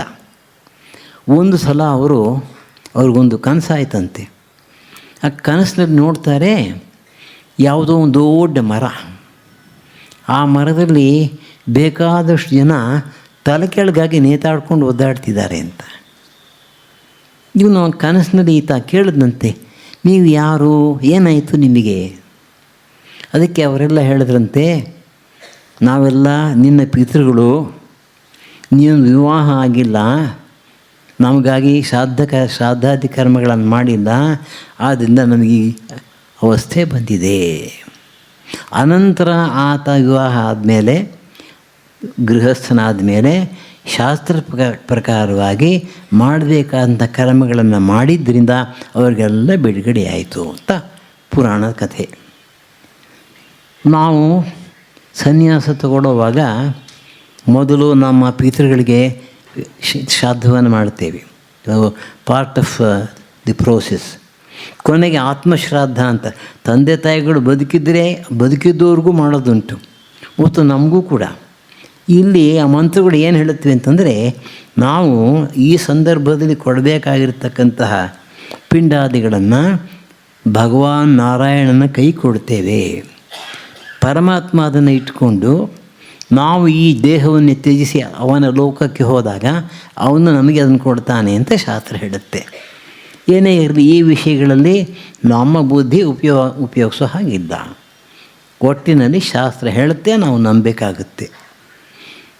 ಆದ್ದರಿಂದ ಅರ್ಜುನ ಅದನ್ನೇ ಹೇಳ್ತಾ ಇದ್ದಾನೆ, ಈ ರೀತಿ ಆಗುತ್ತಪ್ಪ. ದೋಷೈ ಏತೈ ಕುಲಘ್ನಾನಾಂ ವರ್ಣಸಂಕರಕೈ ಉತ್ಸಾದ್ಯಂತೆ ಜಾತಿಧರ್ಮಾ ಕುಲಧರ್ಮಾಶ್ಚ ಶಾಶ್ವತಾ. ನಾನು ಈ ದೋಷಗಳನ್ನೆಲ್ಲ ಹೇಳಿದ್ದೇನೆ. ಇದರ ಪರಿಣಾಮ ಏನು ಅಂತಂದರೆ, ಕುಲಘ್ನರು, ವರ್ಣಸಂಕರವನ್ನು ಉಂಟು ಮಾಡ್ತಕ್ಕಂಥವರು, ಇದರ ಫಲವಾಗಿ ಜಾತಿ ಧರ್ಮಗಳು ಕುಲಧರ್ಮಗಳೆಲ್ಲ ಶಾಶ್ವತವಾಗಿ ಕೆಳಗಡೆ ಬಿದ್ದೋಗುತ್ತವೆ. ವರ್ಣಧರ್ಮ, ಕುಲಧರ್ಮ ಈಗಾಗಲೇ ಹೇಳಿದ ಹಾಗೆ ಒಂದು ವಂಶದಲ್ಲಿ ಯಾವುದೋ ಒಂದು ಸಂಪ್ರದಾಯ ನಡ್ಕೊಂಡು ಬಂದಿರುತ್ತೆ. ಆ ವಂಶದವರು ಅದನ್ನು ಮಾಡಲೇಬೇಕು. ಮಾಡದೆ ಹೋದರೆ ಅದನ್ನು ಮಾಡದೇ ಇದ್ದವ ಒಂದು ಪಾಪ ದೋಷ ಬರುತ್ತೆ ಅವರಿಗೆ. ಎರಡು ಒಂದೇ ಜಾತಿಗೆ ಅಥವಾ ವರ್ಣಕ್ಕೆ ಸೇರಿರತಕ್ಕಂಥ ಎರಡು ವಂಶಗಳಿದ್ದರೆ ಒಂದೊಂದು ವಂಶಕ್ಕೆ ಒಂದೊಂದು ರೀತಿಯ ಸಂಪ್ರದಾಯ ಬಂದಿದ್ದರೆ ಅದನ್ನು ಅವ್ರು ಮಾಡಲೇಬೇಕು. ಒಟ್ಟಿನಲ್ಲಿ ಇಂತಹ ದುಷ್ಫಲಗಳು ಬರುತ್ತೆ ಯುದ್ಧ ಮಾಡೋದರಿಂದ. ಒಟ್ಟಿನಲ್ಲಿ ಯುದ್ಧ ಮಾಡಬಾರ್ದು, ಯುದ್ಧ ಮಾಡೋದು ಸರಿಯಲ್ಲ ಅಂತ ಅವನ ಮನಸ್ಸಿನಲ್ಲಿ. ಉತ್ಸನ್ನ ಕುಲಧರ್ಮಾಣಾಂ ಮನುಷ್ಯಾಣಾಂ ಜನಾರ್ದನ ನರಕೆ ನಿಯತಂ ವಾಸೋ ಭವತಿ ಇತಿ ಅನುಶುಶ್ರುಮ. ಯಾವಾಗ ಈ ಕುಲಧರ್ಮಗಳು ನಾಶವಾಗುತ್ತವೋ ಆಗ ಈ ಮನುಷ್ಯರು, ಆಯಾ ಕುಲಕ್ಕೆ ಸೇರಿದವರು, ಆ ಧರ್ಮವನ್ನು ನಾಶ ಮಾಡಿದವರು ಎಲ್ಲರೂ ಕೂಡ ನರಕದಲ್ಲಿ ಶಾಶ್ವತವಾಗಿ ವಾಸ ಮಾಡಬೇಕಾಗಿರ್ತಕ್ಕಂಥ ಒಂದು ಸಂದರ್ಭ ಬರುತ್ತೆ. ಇಲ್ಲಿ ಒಂದು ವಿಷಯ ನಾವು ಜ್ಞಾಪಕದಲ್ಲಿ ಇಟ್ಕೋಬೇಕು. ಪಾಂಡವರು ತಾವಾಗಿ ತಾವೇ ಕಾಲು ಕೆರ್ಕೊಂಡು ಯುದ್ಧಕ್ಕೆ ಹೋಗಿಲ್ಲ. ಪ್ರಾರಂಭದಿಂದ ಮೊದಲು ರಾಜ್ಯ ವಿಭಾಗವಾಯಿತು, ಇಂದ್ರಪ್ರಸ್ಥ ಕಟ್ಟಿದ್ರು, ರಾಜಸ್ವಯಾಗ ಮಾಡಿದ್ರು, ಆನಂತರ ಈ ಜೂಜಾಟದಲ್ಲಿ ಎಲ್ಲವನ್ನು ಕಳ್ಕೊಂಡ್ರು, ಮತ್ತೆ ಸಿಕ್ತು, ಎರಡನೇ ಸಲ ಜೂಜಾಟ ಆದಾಗ ಕಾಡಿಗೆ ಹೋದರು ಇತ್ಯಾದಿ ಎಲ್ಲ ನಮಗೆ ಕಥೆ ಗೊತ್ತಿರ್ತಕ್ಕಂಥದ್ದು. ಎಲ್ಲ ಸಂದರ್ಭಗಳಲ್ಲಿಯೂ ಕೂಡ ಪಾಂಡವರು ಸಂಧಿಗಾಗಿ ಪ್ರಯತ್ನ ಪಟ್ಟಿದ್ದಾರೆ. ಎಷ್ಟರ ಮಟ್ಟಿಗೆ ಅಂತಂದರೆ ಕೃಷ್ಣನ ಮೂಲಕ ಹೇಳಿ ಕಳಿಸಿದ್ದಾರೆ, 5 ಪಟ್ಟಣಗಳು ಬೇಡ, 5 ಹಳ್ಳಿಗಳು ಬೇಡ, ಒಂದೇ ಒಂದು ಹಳ್ಳಿ. ಅದಕ್ಕೂ ಒಪ್ಪಲಿಲ್ಲ. ಸೂಜಿ ಮುನಿಯಷ್ಟು ನೆಲವನ್ನು ಕೂಡ ನಾನು ಕೊಡೋದಿಲ್ಲ ಅಂತ ಮಹಾಭಾರತದಲ್ಲಿ ಸ್ಪಷ್ಟವಾಗಿ ಬಂದಿದೆ. ಅಷ್ಟು ದೂರ ಹೋದ್ಮೇಲೆ ಯುದ್ಧ ಮಾಡದೆ ಹೋದರೆ ಬೇರೆ ದಾರಿಯೇ ಇಲ್ಲ. ಎಷ್ಟಾದರೂ ಪಾಂಡವರು ಕ್ಷತ್ರಿಯರು ಮತ್ತು ಅವರಿಗೆ ನ್ಯಾಯವಾಗಿ ಧರ್ಮದಿಂದ ಸೇರಬೇಕಾಗಿರ್ತಕ್ಕಂಥ ರಾಜ್ಯಕ್ಕಾಗಿ ಯುದ್ಧ ಮಾಡಬೇಕಾದ ಅವರ ಕರ್ತವ್ಯ. ಅಷ್ಟೇ ಅಲ್ಲ, ಅವರು ಅರ್ಧ ರಾಜ್ಯ ಆಗಿ ಅವರು ಇಂದ್ರಪ್ರಸ್ಥದಲ್ಲಿ ಆಳ್ತಾ ಇದ್ದಾಗ ಯುಧಿಷ್ಠಿರನ ಆಡಳಿತ ಎಷ್ಟು ಸೊಗಸಾಗಿತ್ತು ಅಂತಂದರೆ ಎಲ್ಲ ಜನರು ಕೂಡ ಯುಧಿಷ್ಠಿರನೇ ಶಾಶ್ವತವಾಗಿ ನಮಗೆ ಚಕ್ರವರ್ತಿಯಾಗಿರಬೇಕು ಅಂತ. ದುರ್ಯೋಧನ ಬೇಡ ಅಂತಲೇ ಅವ್ರ ಭಾವನೆ ಇದ್ದದ್ದು. ಹಾಗಿದ್ದರೂ ಕೂಡ fate had its own way of doing it. ಅದರ ಅದೃಷ್ಟದ ಫಲವಾಗಿ ಈ ರೀತಿ ಆಯಿತು. ಕೊನೆಗೆ ಅಜ್ಞಾತವಾಸ ಕೂಡ ಆಯಿತು. ಅಜ್ಞಾತವಾಸದಲ್ಲಂತೂ ಜ್ಞಾಪಕ ಇಟ್ಕೊಳ್ಳಿ, ಆ ಉತ್ತರ ಗೋಗ್ರಹಣದ ಸಮಯದಲ್ಲಿ ಅರ್ಜುನ ಮುಲಾಜಿಯಲ್ಲೇ ಭೀಷ್ಮ, ದ್ರೋಣ, ಕರ್ಣ, ದುರ್ಯೋಧನ ಎಲ್ಲರನ್ನೂ ಹೊಡೆದು ಓಡಿಸಿದ್ದ ಒಬ್ಬನೇ ಏಕಾಂಗಿಯಾಗಿ. ಆದರೆ ಆವಾಗ್ಗೆ ಮತ್ತು ಇವಾಗ್ಗೆ ವ್ಯತ್ಯಾಸ ಏನು ಅಂತಂದರೆ, ಆವಾಗ ಒಂದು ಫುಟ್ಬಾಲ್ ಮ್ಯಾಚ್ ಇದ್ದಾಗ ಅಷ್ಟೇ, ಅಲ್ಲಿ ಧರ್ಮಕ್ಕೋಸ್ಕರ ಪ್ರಾಣ ಬಿಡಬೇಕಂತ ಅವಶ್ಯಕತೆ ಇರಲಿಲ್ಲ. ಗೋವುಗಳನ್ನು ರಕ್ಷಿಸಿದ್ದಾಯಿತು, ಅವರು ಶತ್ರುಗಳಾಗಿ ಬಂದಿದ್ದಾರೆ ಓಡಿಸಿದ್ದಾಯಿತು, ಮುಗಿತಲ್ಲಿಗೆ. ಇವಾಗ ಹಾಗಲ್ಲ, ಇದು ಕೊಟ್ಟ ಕೊನೆಯ ಯುದ್ಧ. ಇದು ಇವಾಗ ಡೂ ಆರ್ ಡೈ ಅಂತ ಹೇಳಿದಾಗೆ ಎರಡರಲ್ಲೊಂದು, ಇಲ್ಲ ಮಡಿಬೇಕು ಇಲ್ಲ ಗೆಲ್ಲಬೇಕು. ಇಂಥ ಸಮಯದಲ್ಲಿ ಅರ್ಜುನ ಬೇರೆ ಏನು ಮಾಡೋ ಹಾಗೆ ಇಲ್ಲ, ಯುದ್ಧ ಮಾಡಲೇಬೇಕು. ಆ ಮಾಡಿದ್ಮೇಲೆ ತಾನು ಸಾಯಬೇಕು ಅಥವಾ ಇತರರು ಸಾಯಿಸಬೇಕು, ಅಂಥ ಒಂದು ಪರಿಸ್ಥಿತಿ ಬಂದಿದೆ. ಹಾಗೆ ಬಂದಿರೋದರಿಂದ ಅವನು ಇದನ್ನೆಲ್ಲ ಯೋಚನೆ ಮಾಡ್ತಾಯಿದ್ದಾನೆ. ನ್ಯಾಯವಾಗಿ ನೋಡಿದ್ರೆ ಅವನು ಯೋಚನೆ ಮಾಡಬೇಕಾದಂಥದ್ದೇನು ಇಲ್ಲವೇ ಇಲ್ಲ. ಶಾಸ್ತ್ರ ಸ್ಪಷ್ಟವಾಗಿ ಹೇಳಿದೆ, ಕೃಷ್ಣ ಸ್ಪಷ್ಟವಾಗಿ ಹೇಳಿದ್ದಾನೆ. ಹೇಳಬೇಕಾದನ್ನೆಲ್ಲ ಹೇಳಿ ಆಯಿತು, ಕರ್ಕೊಂಬಂದಿದ್ದಾನೆ. ವಿಶೇಷವಾಗಿ ಅವನು ಕೂಡ ಉತ್ಸಾಹದಿಂದಲೇ ಬಂದಿದ್ದಾನೆ. ಅದು ಈಗ ಮನಸ್ಸು ತಿರುಗ ಆಗಿದೆ. ಈಗಿನ ಕಾಲದ ಭಾಷೆಯಲ್ಲಿ ಹೇಳಬೇಕಾದ್ರೆ ನಿಜವಾದ ಜ್ಞಾನ ಇತ್ತು ಅವನಿಗೆ, ಆದರೆ ಈಗ ಎಮರ್ಜೆನ್ಸಿ ಆಗಿದೆ. ಅದನ್ನು ಅರ್ಥ ಮಾಡ್ಕೋಬೇಕು. ಈಗ ಪರಿಸ್ಥಿತಿ ಬೇರೆ. ನೀನು ಹೇಳೋದೆಲ್ಲ ನಿಜ. ಸಾಮಾನ್ಯವಾಗಿ ಎಲ್ಲ ಕಡೆ ಶಾಂತಿ ನೆಲೆಸಿರುವಾಗ ಯಾರಾದರೂ ದುಷ್ಟರು ಇತರರ ಮೇಲೆ ಬೇಕಂತಲೇ ಯುದ್ಧ ಮಾಡಿದರೆ ಕಾಲು ಕೆರ್ಕೊಂಡು ಅಂದರೆ ಅಧರ್ಮಿಗಳು ಅಧರ್ಮವನ್ನು ರಕ್ಷಿಸಿಕೊಳ್ಳೋಕ್ಕೋಸ್ಕರ ಯುದ್ಧ ಮಾಡಿದ್ರೆ ಇವನು ಹೇಳಿದೆಲ್ಲ ನಿಜ ಆಗುತ್ತೆ, 9 ಪಾಯಿಂಟ್ಸ್. ಆದರೆ ಇವಾಗ ಆಗಿರೋದು ಹಾಗಲ್ಲ. ಅಧರ್ಮಿಗಳು ಅಧರ್ಮವನ್ನು ಮಾಡ್ತಾನೇ ಇದ್ದಾರೆ. ಧರ್ಮಕ್ಕಾಗಿ ಹೊಡೆದಾಡ್ತಕ್ಕಂಥ ಪಾಂಡವರು ಪ್ರಯತ್ನವನ್ನು ಕೊನೆಯ ತನಕ ಮಾಡಿದ್ದಾರೆ, ಯುದ್ಧ ಬೇಡ ಅಂತ. ಇದು ನೋಡಿ, ಅಂಗದನ್ನು ಕಳಿಸ್ತಾನೆ ಶ್ರೀರಾಮಚಂದ್ರ. ಬೇಕಾಗಿರಲಿಲ್ಲ. ಶ್ರೀರಾಮಚಂದ್ರ ಅಂಗದನ್ನು ಕಳಿಸೋಣ, ಯಾರನ್ನಾದರೂ ರಾಜಿ ಮಾಡಿ ಕಳಿಸೋಣ ಅಂತಂದಾಗ ರಾಯಭಾರಕ್ಕೆ ಆಗ ಮಿಕ್ಕವರೆಲ್ಲ ಬೇಡ ಅಂತಂತಾರೆ. ಸುಗ್ರೀವ ಉದಾಹರಣೆಗೆ ಬೇಡ ಅಂತಂತಾರೆ. ಆಗ ಶ್ರೀರಾಮಚಂದ್ರ ಹೇಳ್ತಾನೆ, ಇಲ್ಲ, ಯುದ್ಧ ಬಹಳ ಭಯಂಕರವಾದದ್ದು, 100 ಜನ ಸಾಯ್ತಾರೆ. ರಾಜನಿಗೋಸ್ಕರ ಅವನ ಪರವಾಗಿ ಯುದ್ಧ ಮಾಡ್ತಕ್ಕಂಥ ಸಾಮಾನ್ಯ ಜನ ಸೈನಿಕರಾಗಿ ಸಾಯ್ತಾರಲ್ಲ, ಆದ್ದರಿಂದ ಲಂಕೆಯ ಜನರಿಗೆ ಅನ್ಯಾಯವಾಗೋದು ಬೇಡ. ಕಟ್ಟಕಡೆಯ ಶಾಸ್ತ್ರಗಳ ಪ್ರಕಾರ ಕಟ್ಟಕಡೆ ಪ್ರಯತ್ನ ಒಂದು ಮಾಡೋಣ ಅಂತ ಹೇಳಿ ಅಂಗದನಿಗೆ ಹೇಳಬೇಕಾದನ್ನೆಲ್ಲ ಹೇಳಿ ಕಳಿಸಿದ್ದಾರೆ. ಇಲ್ಲೂ ಕೂಡ ಹಾಗೇನೆ ಕೃಷ್ಣ ಪರಮಾತ್ಮನ ಕಳಿಸ್ತಾರೆ. ಕೃಷ್ಣ ಬಂದು ಎಲ್ಲರನ್ನೂ ಕೇಳ್ಕೊಂಡು ಹೋಗ್ತಾನೆ. ಕುಂತಿಯಿಂದ ಹಿಡಿದು ಎಲ್ಲರನ್ನೂ ಕೇಳ್ತಾನೆ. 5 ಜನ ಪಾಂಡವರು, ದ್ರೌಪದಿ, ಎಲ್ಲರೂ ಕೂಡ ಕೊನೆಗೆ ಯುದ್ಧ ಬೇಕು ಅಂತಲೇ ಹೇಳಿದ್ರು. ಸಾಧ್ಯವಾದರೆ ಸಂಧಿ ಮಾಡೋಣ, ಇಲ್ಲಿ ಹೋದ್ರೆ ಯುದ್ಧಕ್ಕೆ ಸಿದ್ಧವಾಗಿದ್ದೇವೆ. ಕೃಷ್ಣ ಹೇಳ್ತಾನೆ, ಅವನು ಒಪ್ಪಲ್ಲ. ಕೃಷ್ಣ ಚೆನ್ನಾಗಿ ಬೈತಾನೆ. ಅಲ್ಲಿ ಹಿರಿಯರು ಭೀಷ್ಮ ದ್ರೋಣಾದಿಗಳು ಕೂಡ ಬೈತಾರೆ, ಏನೂ ನಡೆಯಲ್ಲ. ಎಷ್ಟರ ಮಟ್ಟಿಗೆ ಅಂತಂದರೆ ದುರ್ಯೋಧನ ಕೃಷ್ಣ ಪರಮಾತ್ಮನ ಸೆರೆ ಹಿಡಿಬೇಕು ಅಂತ ಪ್ರಯತ್ನ ಪಡ್ತಾನೆ. ನೀವು ಎಷ್ಟು ಜನ ಮೈಸೂರಿನ ದರ್ಯಾದವ್ರ ಜಗನ್ಮೋಹನ್ ಪ್ಯಾಲೇಸ್ ಇರ್ತಕ್ಕಂಥ ಪೇಂಟಿಂಗ್ಸ್ ನೋಡಿದ್ರು ನನಗೆ ಗೊತ್ತಿಲ್ಲ. ರವಿವರ್ಮ ಬರೆದಿರ್ತಕ್ಕಂಥದ್ದು ಒಂದು ಪೇಂಟಿಂಗು. ಆ ಸಭೆಯಲ್ಲಿ, ಕೌರವರ ಸಭೆಯಲ್ಲಿ ಕೃಷ್ಣ ಪರಮಾತ್ಮ ನಿಂತಿದ್ದಾನೆ ಮತ್ತು ಕೌರವರ ಕಡೆಯವರು ದುರ್ಯೋಧನಾದಿಗಳು ಅವನ ಸೈನಿಕರು ಅವನನ್ನು ಹಿಡಿಲಿಕ್ಕೆ ಮುಂದೆ ನುಗ್ತಾ ಇದ್ದಾರೆ. ಆ ನಿಂತಿರತಕ್ಕಂಥ ಶ್ರೀಕೃಷ್ಣನ ಮುಖದಲ್ಲಿ ನಿರ್ಭಯತೆ ಅನ್ನೋದು ಎಷ್ಟು ಸ್ಪಷ್ಟವಾಗಿದೆ ಅನ್ನೋದು ಆಶ್ಚರ್ಯವಾಗುತ್ತೆ ನಮಗೆ. ಅಂದರೆ ಮನಸ್ಸಿನಲ್ಲಿ ಬರ್ತಕ್ಕಂಥ ಯೋಚನೆ ಭಾವನೆಗಳನ್ನು ಒಂದು ಪೇಂಟಿಂಗ್ನಲ್ಲಿ ಎಷ್ಟು ಚೆನ್ನಾಗಿ ತೋರಿಸಬಹುದು ಅನ್ನೋದೇ ಆಶ್ಚರ್ಯ. ಎಂಥ ಅದ್ಭುತವಾಗಿರ್ತಕ್ಕಂಥ ದೃಶ್ಯ ಅದು. ಹಾಗೆ ಕೃಷ್ಣ ಪರಮಾತ್ಮ ಕೊನೆ ತನಕ ಪ್ರಯತ್ನ ಪಟ್ಟಿದ್ದಾನೆ. ಆಗದೇ ಇರುವಾಗ ಅದನ್ನು ಹೇಳ್ತಾನೆ, ದ್ರೌಪದಿ ನಿನ್ನ ಹೆಣದ ಮುಂದೆ ಕೂತ್ಕೊಂಡು ಅಳ್ತಾಳೆ, ಗಾಂಧಾರಿ ನಿನ್ನ ಹೆಣದ ಮುಂದೆ ಕೂತ್ಕೊಂಡು ಅಳ್ತಾಳೆ ಅಂತ ಕೂಡ ಹೇಳ್ತಾನೆ. ಒಟ್ಟಿನಲ್ಲಿ ಮಾಡಬೇಕಾದನ್ನೆಲ್ಲ ಮಾಡಿ ಆಯಿತು. ಈಗ ಯುದ್ಧ ಬಂದಿದೆ, ನ್ಯಾಯಕ್ಕೆ ಧರ್ಮಕ್ಕೆ ತಕ್ಕಂತೆ ಬಂದಿದೆ. ಬೇರೆ ಯಾವ ದಾರಿನೂ ಇಲ್ಲ, ಯೋಚನೆ ಮಾಡಬೇಕಾಗಿಲ್ಲ, ಯುದ್ಧ ಮಾಡಬೇಕು ಅಷ್ಟೇ. ಅದನ್ನು ಅರ್ಜುನ ಮರೆತು ಬಿಟ್ಟಿದ್ದಾನೆ. ಕಟ್ಟ ಕಡೆಯಲ್ಲಿ ಆ ರೀತಿ ಮರೆತದ್ರಿಂದ ಒಂದು ದೊಡ್ಡ ಅನಾಹುತ ಆಗ್ತಕ್ಕಂಥ ಸಂದರ್ಭ ಉಂಟು. ಎಷ್ಟು ದೂರ ಹೋಗ್ತಾವೆ ನೋಡಿ ಅರ್ಜುನ. ಇಲ್ಲಿ ಅಧರ್ಮಿಗಳಾಗಿರ್ತಕ್ಕಂಥ ಕೌರವರು ನಾಶವಾದ ಹೊರತು ಧರ್ಮ ಉಳಿಯೋದಿಲ್ಲ, ಅಲ್ಲಿ ತನಕ ಬಂದಿದೆ. ಆದರೆ ಇವನು ಹೇಳ್ತಾ ಇದ್ದಾನೆ, ಅಹೋಬತ ಮಹತ್ ಪಾಪಂ ಕರ್ತು ವ್ಯವಸಿತಾ ವಯಂ ಯದ್ ರಾಜ್ಯ ಸುಖಲೋಭೇನ ಹಂತುಂ ಸ್ವಜನಂ ಉದ್ಯತಾಹ. ನಾವು ಎಂಥ ಪಾಪವನ್ನು ಮಾಡೋದಕ್ಕೆ ಪ್ರಾರಂಭ ಮಾಡ್ತಾ ಇದ್ದೇವೆ, ಸಿದ್ಧವಾಗಿ ನಿಂತಿದ್ದೇವೆ. ರಾಜ್ಯ ಸುಖದ ಲೋಭದಿಂದ ಜನರನ್ನು ಕೊಲ್ಲೋದಕ್ಕೋಸ್ಕರ ನಿಂತಿದ್ದೀವಿ. ಆದರೆ ರಾಜ್ಯ ಸುಖದ ಲೋಭ ಇರತಕ್ಕಂಥದ್ದು ಕೌರವರಿಗೆ, ನಮಗಲ್ಲ. ಅದು ಅವನು ಮರೆತು ಬಿಡ್ತಾ ಇದ್ದಾನೆ.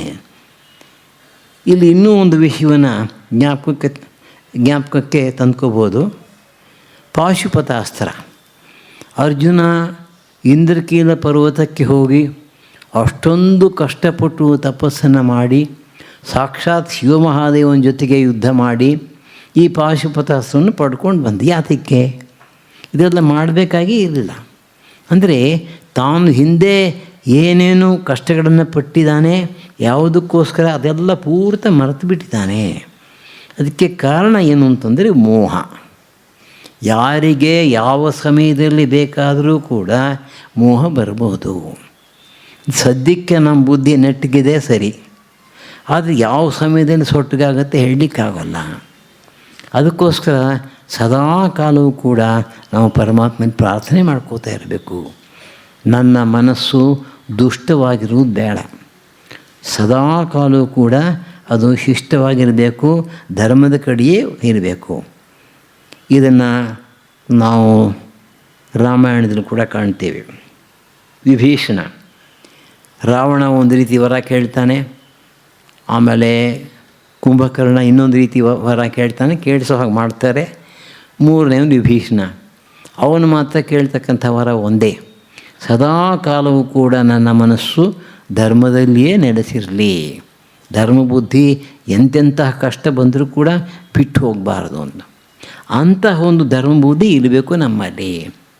ಅರ್ಜುನನ ಪಾಡನ್ನು ನೋಡಿದ ಮೇಲೆ ನಮ್ಗೆ ಅರ್ಥವಾಗುತ್ತೆ, ಯಾರಿಗೆ ಬೇಕಾದರೂ ಕೂಡ ಈ ರೀತಿ ಹೆಚ್ಚು ಕಡಿಮೆ ಆಗ್ತಕ್ಕಂಥ ಸಂಭವ ಉಂಟು.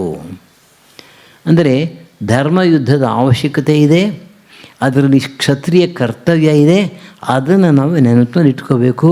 ಅರ್ಜುನ ಅದನ್ನು ಮರೆತು ಬಿಟ್ಟಿದ್ದ. ಎಲ್ಲಿ ತನಕ ಹೋಗ್ತಾನೆ ನೋಡಿ.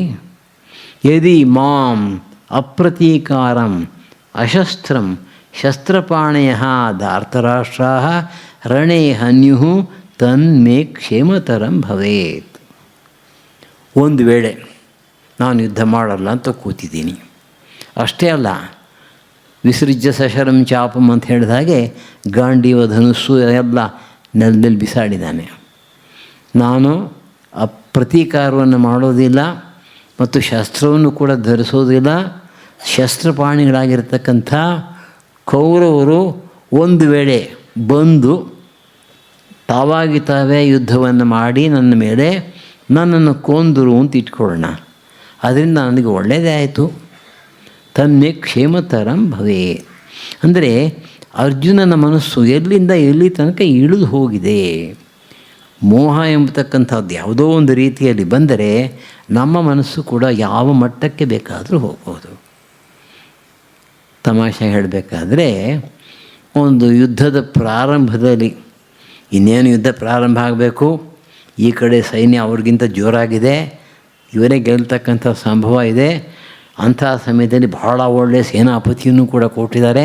ಸೇನಾಪತಿಗೆ ಕಡೆ ಮೊಮೆಂಟಲ್ಲಿ ವೈರಾಗ್ಯ ಬಂದುಬಿಡುತ್ತೆ ಅಂತ ಇಟ್ಕೊಳ್ಳೋಣ, ಏನು ಗತಿ, ಮುಗೀತು, ಇಡೀ ದೇಶವೇ ಹಾಳಾಗುತ್ತೆ. ಈಗ ಆಗಿರ್ತಕ್ಕಂಥದ್ದು ಕೂಡ ಹಾಗೆ. ಯಾಕೆಂದರೆ ಪಾಂಡವರ ವಿಜಯದಲ್ಲಿ ಅರ್ಜುನ ಮತ್ತು ಭೀಮ ಇವರದೇ ಮುಖ್ಯ. ಭೀಮನಿಗಿಂತಲೂ ಮುಖ್ಯ ಅರ್ಜುನ. ಭೀಮನಿಗೆ ಗೊತ್ತಿರ್ತಕ್ಕಂಥದ್ದು ಒಂದೇ ಗದೆ, ಅರ್ಜುನ ಹಾಗಲ್ಲ. ಇದು ಈ ಬಿಲ್ಲು ಬಾಣದ ವಿದ್ಯೆಯಲ್ಲಿ ಒಂದೊಂದು ಬಾಣವನ್ನು ಒಂದೊಂದು ರೀತಿಯಲ್ಲಿ ಪ್ರಯೋಗಿಸಬಹುದು. ಒಂದೊಂದು ಬಾಣಕ್ಕೆ ಒಂದೊಂದು ಅಸ್ತ್ರದ ಶಸ್ತ್ರದ ಶಕ್ತಿ ಬರುತ್ತೆ, ಆ ರೀತಿ ಮಾಡಬಹುದು. ಅಂದಮೇಲೆ ಅರ್ಜುನನಿಗೆ ಬಂದಿರತಕ್ಕಂಥ ಈ ವೈರಾಗ್ಯ ಮುಖ್ಯ ಸೇನಾಪತಿಗೆ ಬಂದರೆ ಏನಾಗುತ್ತೋ ಅಂಥ ವೈರಾಗ್ಯ. ಹೇಳೋದೆಲ್ಲ ಹೇಳಿ ಆಯಿತು. ಯಾವ ಯಾವ ರೀತಿಯಲ್ಲಿ ಅದನ್ನು ಆರ್ಗ್ಯೂ ಮಾಡಬೇಕಾಗಿತ್ತು, ತರ್ಕ ಹೇಳಬೇಕಾಗಿತ್ತು, ಅದರ ಪ್ರಕಾರ ಎಲ್ಲ ಹೇಳಿದ್ದಾನೆ. ಇನ್ನು ಕಡೆಯಲ್ಲಿ ಸಂಜಯ ಉವಾಚ ಏವಂ ಉಕ್ತ್ವಾ ಅರ್ಜುನಃ ಸಂಖ್ಯೆ ರಥೋಪಸ್ಥೆ ಉಪಾವಿಶತ್ ವಿಸೃಜ್ಯ ಸಶರಂ ಚಾಪಂ ಶೋಕ ಸಂವಿಘ್ನ ಮಾನಸಃ. ಈಗ ಅರ್ಜುನ ಈ ರೀತಿಯಲ್ಲಿ ಆ ಯುದ್ಧದ ಸಮಯದಲ್ಲಿ ಈ ರೀತಿ ಹೇಳ್ದ. ತನ್ನ ರಥದ ಒಂದು ಭಾಗದಲ್ಲಿ ಕುಳಿತುಕೊಂಡಿದ್ದಾನೆ, ಬಿಲ್ಲು ಬಾಣಗಳನ್ನು ಬಿಟ್ಬಿಟ್ಟಿದ್ದಾನೆ. ತುಂಬ ಶೋಕದಿಂದ ಕೂಡಿ ಅಲ್ಲಿ ತಲೆ ಮೇಲೆ ಕೈ ಇಟ್ಕೊಂಡು ಕೂತಿದ್ದಾನೆ. ಈಗ ಅವನು ಹೇಳ್ತಾ ಇರ್ತಕ್ಕಂಥ ವೈರಾಗ್ಯವೆಲ್ಲ ನಿಜವಾಗಿದ್ದ ಪಕ್ಷದಲ್ಲಿ ಶೋಕ ಯಾತಕ್ಕೆ ಬರಬೇಕು, ಕಣ್ಣೀರು ಯಾಕೆ ಸುರಿಸ್ಬೇಕು? ಅಂದರೆ ಅವನ ಮನಸ್ಸು ಸ್ಥಿರವಾಗಿಲ್ಲ. ಅದನ್ನೇ ಶ್ರೀಕೃಷ್ಣ ಪರಮಾತ್ಮ ಮುಂದೆ ಹೇಳ್ತಾನೆ. ಅಲ್ಲಿಗೆ ಈ ಅಧ್ಯಾಯದ ಕೊನೆ. ಆ ಕೊನೆಯಲ್ಲಿ ಈ ಒಂದು ವಾಕ್ಯವನ್ನು ನಾವು ನೋಡ್ತೇವೆ. ಯಾವಾಗ ಸೇರಿಸಿದ್ರು ಅಂತ ಗೊತ್ತಿಲ್ಲ. ಗೀತೆಯ ಪ್ರತಿಯೊಂದು ಅಧ್ಯಾಯದ ಕೊನೆಯಲ್ಲಿ ಇದನ್ನು ಈ ವಾಕ್ಯವನ್ನು ಸೇರಿಸಿದ್ದಾರೆ. ಆ ಅಧ್ಯಾಯದ ಯೋಗದ ಹೆಸರು ಮಾತ್ರ ಬದಲಾಗುತ್ತೆ ಅಷ್ಟೇ. ಓಂ ತತ್ಸತ್ ಅಂತ ಒಂದು ಶಬ್ದ ಬರುತ್ತೆ, ಉಪನಿಷತ್ ಅಂತ ಬರುತ್ತೆ, ಬ್ರಹ್ಮವಿದ್ಯೆ ಅಂತ ಬರುತ್ತೆ, ಯೋಗಶಾಸ್ತ್ರ ಅಂತ ಬರುತ್ತೆ. ಈಗ ನಾವು ಹೇಳಿರ್ತಕ್ಕಂಥದ್ದು ಕೃಷ್ಣಾರ್ಜುನರ ಸಂವಾದದ ರೂಪದಲ್ಲಿರ್ತಕ್ಕಂಥದ್ದು. ಇದು ಒಂದೇ ಬ್ರಹ್ಮದ 3 ನಾಮಗಳನ್ನು ವಿಷಯಗಳನ್ನು ಹೇಳಿ ಅದನ್ನು ಸಾಕ್ಷಾತ್ಕಾರ ಮಾಡಿಕೊಡ್ಲಿಕ್ಕಾಗಿ ಬೇಕಾಗಿರ್ತಕ್ಕಂಥ ಉಪದೇಶ ಈ ಒಂದು ಅಧ್ಯಾಯದಲ್ಲಿ ಕೊಟ್ಟಿದೆ. ಓಂ ತತ್ಸತ್ ಅನ್ನೋ ಈ 3 ಶಬ್ದಗಳನ್ನು ಮುಂದೆ ಕೂಡ ಕೃಷ್ಣ ಪರಮಾತ್ಮನೇ ಹೇಳ್ತಾನೆ. ಈ 3 ಕೂಡ ಬ್ರಹ್ಮವನ್ನು ನಿರ್ದೇಶಿಸುತ್ತೆ. ಆ ಒಂದೇ ಹೆಸರೇ ಸಾಕು. ಅಷ್ಟೇ ಅಲ್ಲ, ಯಜ್ಞಯಾಗಾದಿಗಳನ್ನು ಮಾಡುವಾಗ ತಪ್ಪಾಗಬಹುದು, ಬಹಳ ಎಚ್ಚರಿಕೆಯಿಂದ ಮಾಡಬೇಕು. ತಪ್ಪಾದಾಗ ಅದಕ್ಕೆ ಪ್ರಾಯಶ್ಚಿತ್ತ ಮಾಡಬೇಕಾಗತ್ತೆ, ಎಲ್ಲ ಸರಿ ಮಾಡಬೇಕು.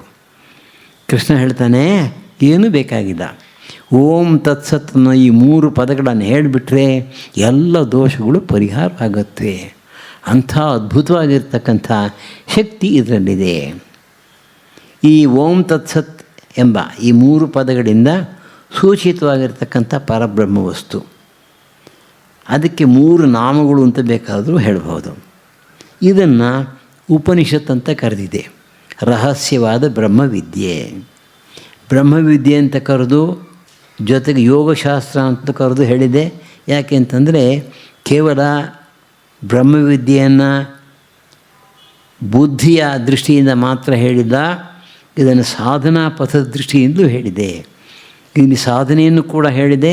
ಈ ಸಾಧನೆಯನ್ನು ಮಾಡುವುದರ ಮೂಲಕ ಆ ಬ್ರಹ್ಮವನ್ನು ಅನುಭವಕ್ಕೆ ತಂದ್ಕೋಬಹುದು. ಈ ರೀತಿ ಅರ್ಜುನ ತನ್ನ ಬಿಲ್ಲು ಬಾಣಗಳನ್ನು ಪಕ್ಕಕ್ಕಿಟ್ಟು ಅದನ್ನು ಕೃಷ್ಣ ಪರಮಾತ್ಮನಿಗೆ ನಾನು ಯುದ್ಧ ಮಾಡಲ್ಲ ಅಂತ ಹೇಳಿದ್ದಾನೆ. ಈಗ ಮುಂದಿನ ಅಧ್ಯಾಯದಲ್ಲಿ ಕೃಷ್ಣ ಪರಮಾತ್ಮ ಏನು ಹೇಳ್ತಾನೆ ಪ್ರಾರಂಭದಲ್ಲಿ, ಅನಂತರ ಹೇಗೆ ನಾವು ತಿಳ್ಕೊಂಡಿರ್ತಕ್ಕಂಥ ವೇದಾಂತ ಶಾಸ್ತ್ರವನ್ನು ಅತ್ಯಂತ ಸೊಗಸಾಗಿರ್ತಕ್ಕಂಥ ಸಂಗ್ರಹ ರೂಪದಲ್ಲಿ ಹೇಳ್ತಾನೆ ಅನ್ನೋದನ್ನು ಮುಂದಿನ ಪ್ರವಚನದಿಂದ ನೋಡ್ಕೊಂಡು ಹೋಗೋಣ.